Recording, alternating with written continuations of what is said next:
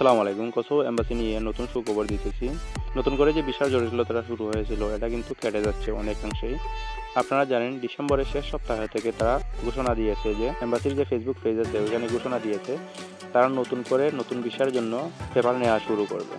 এ নিয়ে নতুন একটা গুঞ্জন শুরু হয়েছে। নতুন একজন কর্মকর্তা নিয়োগ নিয়ে বর্তমানে এই গুঞ্জন শুরু হয়েছে যে নতুন ভিসা দেওয়ার জন্য এই কর্মকর্তা নিয়োগ করা হয়েছে। তো এটা সম্পর্কে আমাদের ভুল ধারণা চলে এসেছে, এ নিয়েই কথা বলবো। লোক নিয়োগ হয়েছে ঠিকই, কিন্তু এই যে ভিসা কর্মকর্তা ওনাকে বলা হচ্ছে এটা সঠিক কিনা এই বিষয়টা জানানোর চেষ্টা করব। তো যেই নতুন লোক নিয়োগ করা হয়েছে উনি ফেসবুক পেজে একটা পোস্ট শেয়ার করেছেন, এটা নিয়েই মূলত গুঞ্জন শুরু হয়েছে। উনি ফেসবুক পেজে কী লিখেছেন এটা আসুন আগে পড়ে নিন। আমি আপনাদের লাইভ করে শোনাচ্ছি।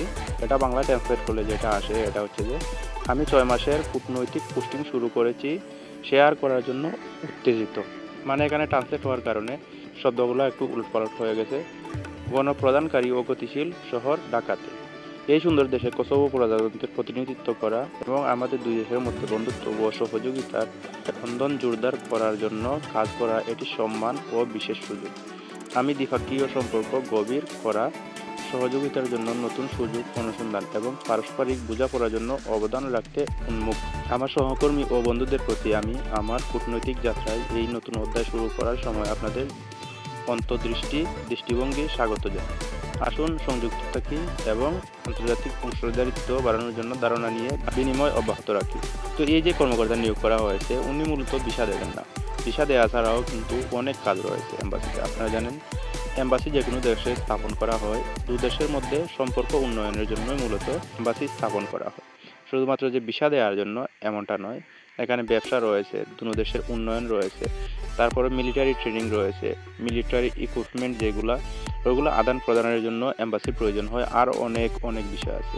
একটা দেশ মূলত জেনে শুনেই ওই দেশের এম্বাসিকে ওই দেশে স্থাপন করতে দেয়, যাতে ওই দেশে লাভবান হওয়া যায় এবং তারাও লাভবান হতে পারে। যারা এম্বাসি স্থাপন করে তারাও লাভবান হতে পারে, যেই দেশে এম্বাসি স্থাপন করা হয়েছে ওই দেশও লাভবান হতে পারে। মূলত দেশ বাই দেশ, দুটা কান্ট্রি বাই কান্ট্রি, দুনো দেশের উন্নয়নের জন্যই, দুনো দেশের নাগরিকদের উন্নয়নের জন্যই এম্বাসি স্থাপন করা হয়, ওই কর্মকর্তাগুলো নিয়োগ করা হয়। আমরা যারা অপেক্ষমান ছিলাম, ভিসার জন্য অপেক্ষমান ছিলাম, এরা মূলত এই কর্মকর্তা নিয়োগের ফলে অনেকে ভেবে বসেছিলাম যে উনি হয়তো ভিসা অফিসার। উনি ভিসা অফিসার না, অন্যান্য যে কাজগুলো ওইগুলো মূলত করবে।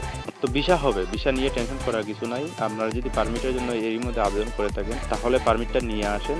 তাহলে ডিসেম্বরের শেষ দিকে আপনারা জানেন এম্বাসি ঘোষণা দিয়েছে যে তারা ফাইলগুলো নিবে, ফাইলগুলো অনলাইন করার সুযোগ দেওয়া হবে। অ্যাম্বাসেডর নাইতে কী হয়েছে, অ্যাম্বাসেডর ছাড়াও কিন্তু ভিসা হয়। ভিসার যে কাজগুলো ওইগুলো অ্যাম্বাসেডর ছাড়াও হয়। ভিসা অফিসার ওটা হয়তো বর্তমানে যেহেতু একজন কর্মকর্তা নিয়োগ করা হয়েছে, অন্যান্য কর্মকর্তারাও আসবেন। তো অ্যাম্বাসেডরের যে কাজ ওইগুলো সাধারণত সরাসরি পররাষ্ট্র মন্ত্রণালয়ে গিয়ে উনি কথা বলতে পারেন প্রধানমন্ত্রীর সাথে, বা সরকারের যে উচ্চ পর্যায়ের লোকগুলো আছে তাদের সাথে কথা হয় মূলত। আর নিচু পর্যায়ে যে লোকগুলো আছেন ভিসা অফিসার সহ অন্যান্য পাবলিক ডিপার্টমেন্টে যে কাজ করে থাকেন তারা মূলত অন্যান্য যে কাজগুলো ওইগুলো করে থাকেন।